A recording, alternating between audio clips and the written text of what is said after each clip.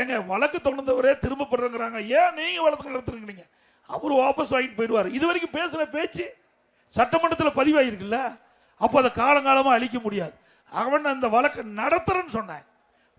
உயர்நீதிமன்றத்தில் என் மீது போட்ட வழக்கை நடத்துறேன்னு துணிவா சொன்ன கட்சி தான் அதிமுக.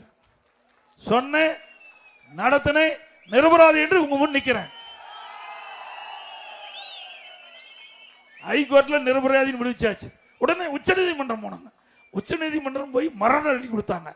அங்கேயே எல்லாம் சொல்லிட்டாங்களே, இங்க எதுக்கு வந்து போட்டீங்கன்ட்டு அங்க டிஸ்மிஸ் பண்ணிட்டாங்க.